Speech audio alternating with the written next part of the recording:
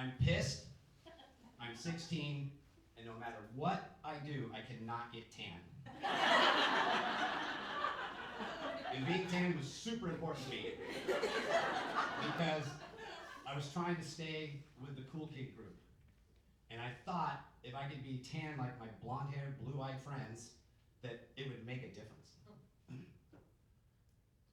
I was also a little bit different, I felt, because I was the only kid who come from a divorced family in this entire group. Their parents went to four-year colleges. My parents did not go to college. My dad worked a blue-collar job, and their dads are like doctors and attorneys and CEOs. And so I always felt like I was a little bit outside the scope of the cool kids. I was also battling one other blockage for my tannage, and that was God. Because God gave me fire red hair, freckles, and the fairest skin you've ever seen.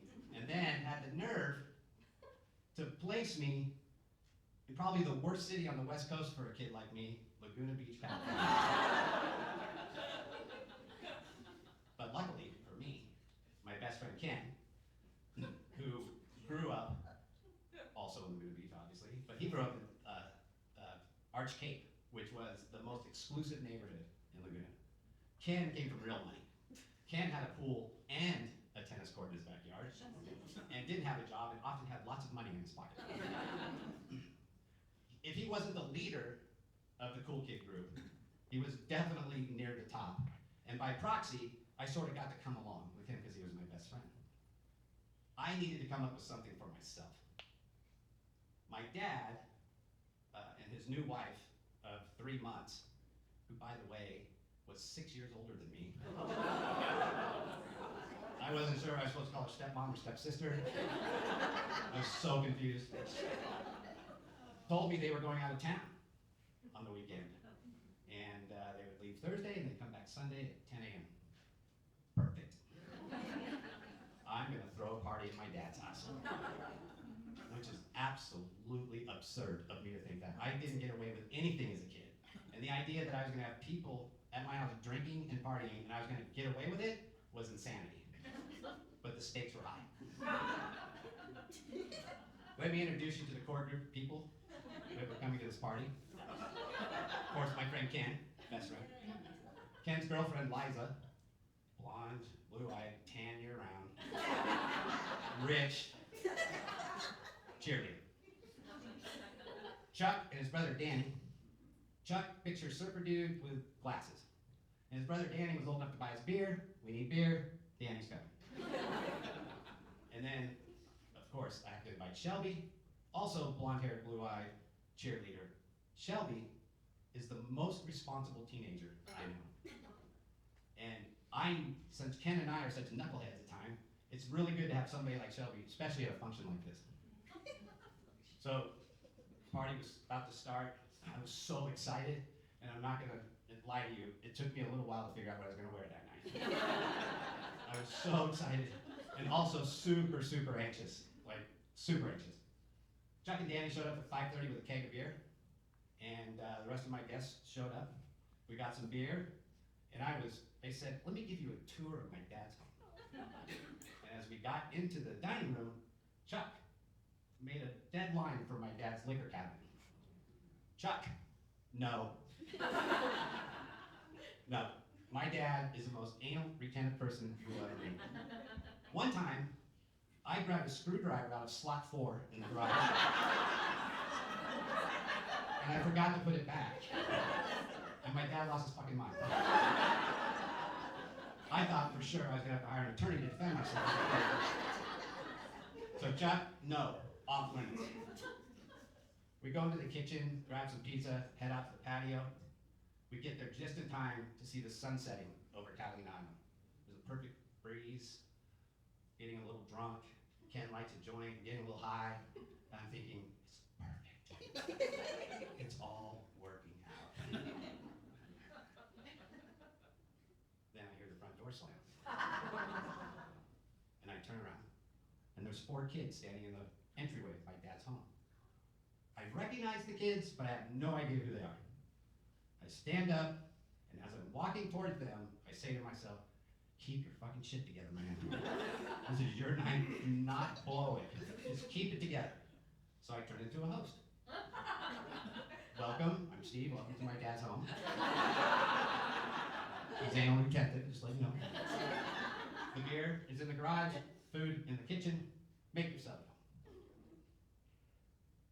2 hours go by, and there are 60 kids in my house. I'm doing pretty good. At this point, I'm doing pretty good. Inside, I want to throw up, but I'm doing pretty good. I go out to the garage to get some more beer. That'll help me. And I want to get to the kitchen because there's pizza. I need food. And I get almost to the dining room, and this girl comes up to me who I have no idea who she is. And she says, "You want a shot of tequila?" Oh my God. I reluctantly look to the left, and these son of a bitches broke into my dad's liquor cabinet. All the booze was gone, the doors were wide open, and they were hanging by little screws, just like my life at that time. And I was pissed. I was so, like I was about ready to lose my shit. I was so angry at my dad for marrying my peer. I always get in trouble with him. It's like, I just was so pissed off. I'm just like, fuck it. Let's go. And I think, do I want to go to the kitchen? If the dining room's this bad. I step into the kitchen, and there's peanut butter everywhere. On the ceiling, the cabinets on the floor.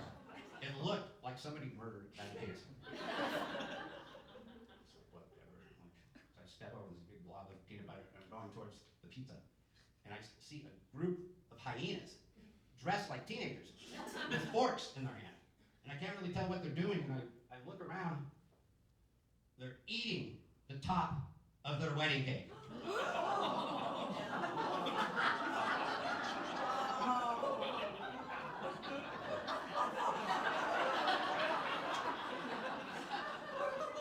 I'm a dead person.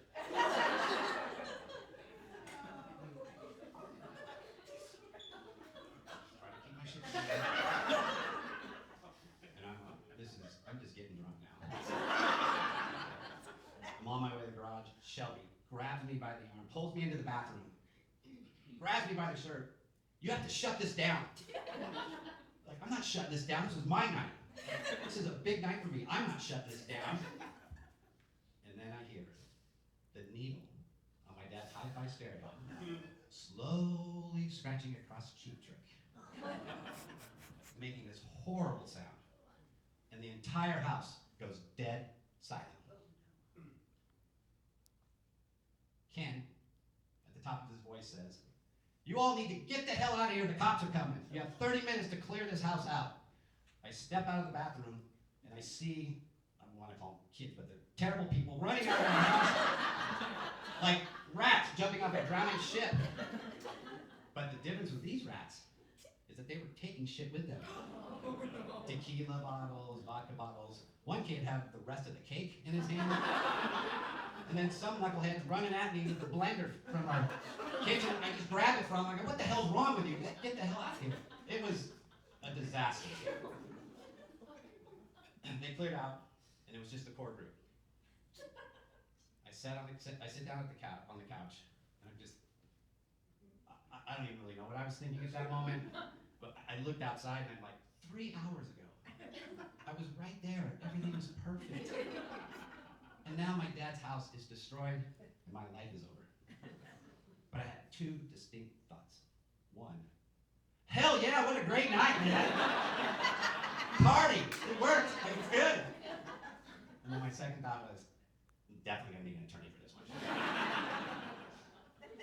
I looked at my friends, I said, "Look, the damage is done." I put Supertramp on the stereo.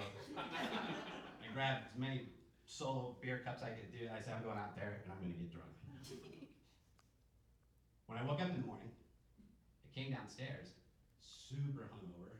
My eyes weren't super focused, but they had cleaned the entire house while I was asleep. Everything, the cups, the peanut butter, the dirt. They had mopped the floors, they had vacuumed the carpet, and there was a smell of lemon pledge. Y'all remember that? It's the smell of my youth. I was so touched that they would stay and do that for me. They left at about 4 o'clock, and we all gave each other a hug, and when Ken hugged me, he said, you know, initially, we were all in this together, but now you're on your own. Thank you. Thank you, Ken.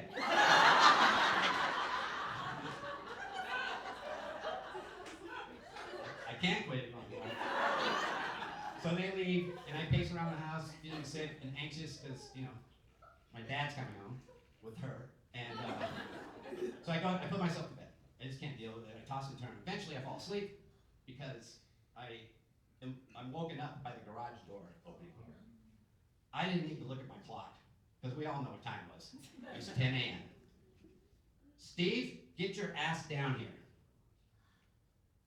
I walk into the courtroom, otherwise known as the kitchen table. The judge is seated on one end, my dad,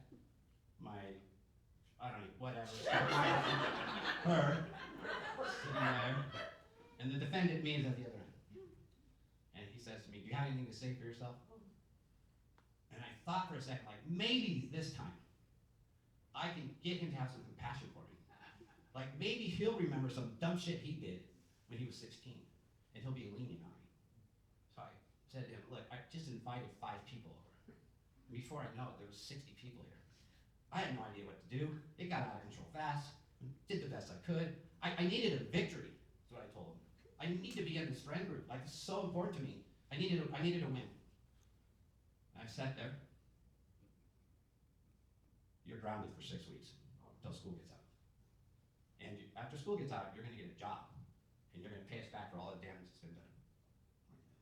That makes sense. That makes sense. Next day, he drives me to school. 15 minutes of dead silence. And I'm not thinking anything about him. Like, I've been sentenced before. I can do the time. I was so worried about what was going to happen when I got to school. Were the kids going to like me? Am I the laughing stock? I kicked them all out of my house. I was a total asshole at the end. I was super anxious. Super anxious. I get into first period chemistry, feeling sick to my stomach, and the guy behind me taps me on the shoulder. And he goes, dude, that was the most outrageous party I've ever been to. I started to feel a little lighter. Maybe it's not as bad as I thought it was going to be. Because everyone was talking about it. And all day at school, kids were coming up to me saying similar things. And for the first time, I felt seen. I felt like I was somebody. And by the time I got home to serve the second day of my sentence, I didn't care what happened to me. I didn't care that I pissed my dad off. I was dead set smack in the middle of the cool kid crowd. And the best part is, I didn't need Ken anymore to be in that group. Now thank you.